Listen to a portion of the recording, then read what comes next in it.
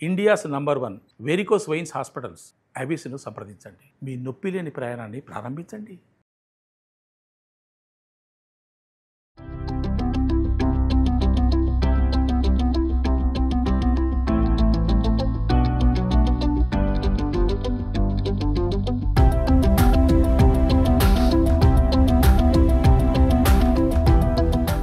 నమస్కారం.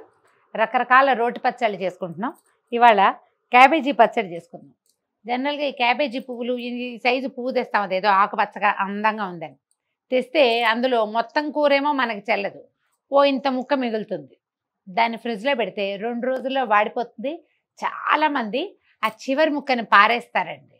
5-6 రోజులు ఉండిపోతుంది, తర్వాత బోడి మొహంలో అవుతుంది, బాగోలేదు డ్రైగా ఉందని పడేస్తాం. అలా చేయకుండా మన దగ్గర 2 పద్ధతులు ఉన్నాయి. ఒకటి, ఈ రోజున క్యాబేజీ కూర చేసుకుని ఆ పావు ముక్కని మర్నాడు పప్పులో వేసి క్యాబేజీ కూటు చేసేయచ్చు. లేదా ఏ రోజు క్యాబేజీ కూర చేస్తామో ఆ పావు ముక్కతోటి చక్కగా పచ్చడి చేసుకోవచ్చు. పొద్దుటికి బాగుంటుంది, పొద్దున అన్నంలోకి బాగుంటుంది, రాత్రి చపాతీల్లోకి కూడా చాలా బాగుంటుందండి. రాత్రిపూట రొట్టెలు చేసుకునేటట్టయితే ఆ పావు ముక్క ఉంచుకుని ఒక టమాటా యాడ్ చేస్తే పచ్చడి ఎంత హాయిగా ఉంటుందో. ఇప్పుడు నేను టమాటా వేయకుండా చేసే పద్ధతే చేసిన, టమాటాలు వేసి కూడా చేసుకోవచ్చు. సన్నగా పొట్టుగా తరిగి పెట్టుకోండి క్యాబేజీని. ముందు తాలింపు పెట్టుకుందాము. కొంచెం నూనె వేయాలండి, లేకపోతే బాగుండదు, చప్పగా ఉంటుంది అండ్ బాగా ఉడకదు కూడా. ఒక మూకుడు పెట్టి ముందు తాలింపుకి 1 స్పూన్ నూనె వేసుకుందాం. మొదట దీంట్లోకి ఎండుమిర్చి పచ్చిమిర్చి 2 వేసుకోవచ్చండి. మనం ఈ క్యాబేజీ తరిగినప్పుడే చిన్న చింతపండు ఇంత, ఉసిరికాయ ఇంత, ఇప్పుడు మనం ఇది ఎంత వేసాము, 1/4 కిలోకి కొద్దిగా తక్కువే ఉంది. దీంట్లోకి 1 ఉసిరికాయ ఎంత, నిమ్మకాయ ఎంత పట్టదండి. పెద్ద ఉసిరికాయలు ఉంటాయి, పచ్చడి ఉసిరికాయలు, ఆ ఉసిరికాయ అంత చింతపండుని కడిగేసి పక్కన పెట్టుకోండి. ఈ పచ్చడిలోకి మెంతులు దాదాపుగానో ఏమిటో ఒక తోచంతనం, ఆ మెంతి వాసన ఇష్టంతో 2 గింజలు ఊరికే అలా వేస్తానంతే, అసలు వేయకపోయినా పర్వాలేదు. ఒక చిన్న స్పూన్ ఆవాలు చిటపటలాడాక 1 స్పూను మినపప్పు, 1 స్పూను శనగపప్పు, కొంచెం జీలకర్ర కూడా వేసుకోవచ్చండి. పంచకోళ్ళ కషాయం బాగానే ఉంటుంది ఏం వేసినా కూడా. ఈ ఆవాలు అవి నల్లబడే లోపల ఒక 7-8 అట్లా ఎండుమిర్చి, ఒక 5-6 పచ్చిమిరపకాయలు. మీకు కనుక వెల్లుల్లిపాయలు చాయిస్ ఉంటే 2 వెల్లుల్లిపాయలు వేసుకోవచ్చండి, నూనెలోనే బాగుంటుంది. వద్దు, మూకుడులో నూనెలోనే వేయించేసుకోవాలి.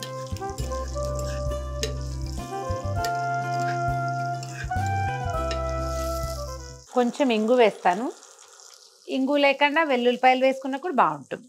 పోపు వేగిపోయింది, కొద్దిగా పసుపు వేసి తీసేద్దాము. మళ్ళీ మూకుడు పొయ్యి మీద పెట్టుకుని 1 స్పూను 2 స్పూన్ల లోపల నూనె వేయటము. క్యాబేజీ తరిగి పెట్టాం కదా, కొద్దిగా ఒకసారి నీటిలో వేసి కడిగేసి ఆ తడి క్యాబేజీని కనుక నూనెలో పెడితే తొందరగా మగ్గిపోతుంది.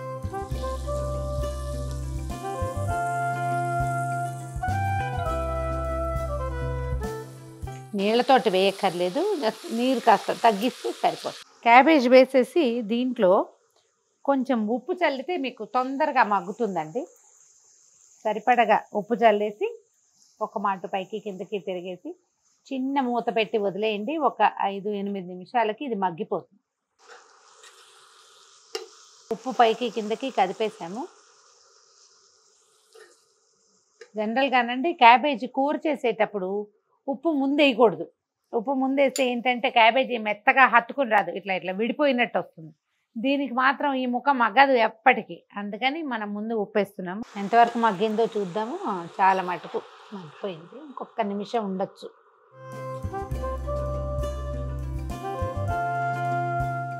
కొద్దిగా తడుంది, మూత తీసి వదిలేస్తే ఈ తడి ఎగిరిపోతుంది, మనం పచ్చడి రుబ్బేసుకోవచ్చు. క్యాబేజీ బాగా మగ్గిపోయిందండి.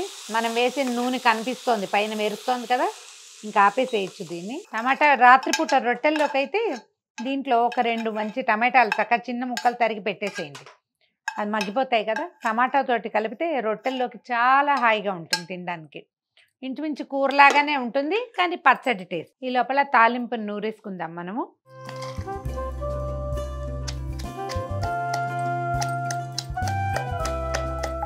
ఈ పోపు నూరేసాక ఈ నానబెట్టిన చింతపండును కూడా ఇందులో వేసేసి నూరేస్తాం. చింతపండు కనుక బాగా నలగకుండా శుద్ధగా ఉందంటే అది మధ్యలో పచ్చడిలో నోట్లోకి వచ్చేస్తుందండి. కొంచెం మెత్తగా నూరేసేద్దాం, కలిపేస్తే మంచిది. ఇంకా మరి మీ ఈజీ మెథడ్ ఏంటంటే, నేను ఇట్లా అలవాటుగా పాతకాలం పద్ధతిలో చింతపండు వేసినా కానీ కొంచెం పిసికేసి చక్కగా గుజ్జేసారంటే ఇంకా అసలు దాని చిన్న చిన్న రెసిడ్యూస్ కూడా రాకుండా ఉంటాయి. ఇంకా బాగుంటుంది, ఫైన్గా అవుతుంది పని. మనం ఏంటంటే పని అయిపోవడం కోసం వేసేస్తున్నాం. అలా పాతకాలం పద్ధతితోటి గుజ్జు తీసివేయండి, ఇంకా హాయిగా ఉంటుంది, క్లీన్గా ఉంటుంది పని. ఇంత కష్టపడి నూరక్కర్లేదు కూడా. క్యాబేజీలో సరిపడా ఉప్పు వేసాం కానీ కొద్దిగా పడుతుంది. ఇంకా ఆ కాస్త మనం ఇందులో వేసుకుంటే ఇది ఈజీగా నలుగుతుంది.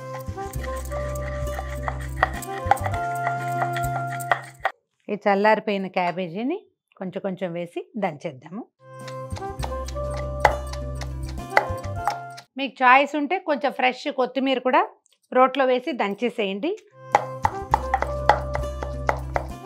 వాసన బాగుంటుంది.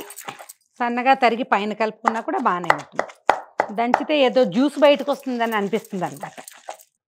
ఉప్పు సరిపోయిందో లేదో చూసుకొని రోట్లో ఉండగానే చూసుకుంటే ఏంటంటే మనం కలిపి మళ్ళీ ఈజీగా దంచుకోవటానికి బాగుంటుంది. టేస్ట్ చూసుకొని తీసేసుకుందాం పచ్చడి. మంచి వేడి వేడి అన్నంలో నెయ్యి వేసుకుని క్యాబేజీ పచ్చడి కలుపుకొని తిని చూడండి, ఎక్సలెంట్గా ఉంటుంది. దీన్ని మిక్సీలో కనుక వేసేసారంటే ఈ క్యాబేజీ భావకం కూడా కనపడుతుంది. అదేం పచ్చడో జనాలు తెలుసుకోలేరు కూడా. మీకు ఇందులో ఇంకొక చిన్న వేరియేషన్ ఏంటంటే కొంచెం తాలింపులో నువ్వులు కూడా వేస్తే ఎక్సలెంట్గా ఉంటుంది. నువ్వు పప్పు దొరుకుతుంది కదా, పచ్చి నువ్వులు కాకుండా నువ్వు పప్పు దొరుకుతుంది. ఆ పప్పు కనుక వేస్తే ఎంతో బాగుంటుంది. ట్రై చేసి చూడండి.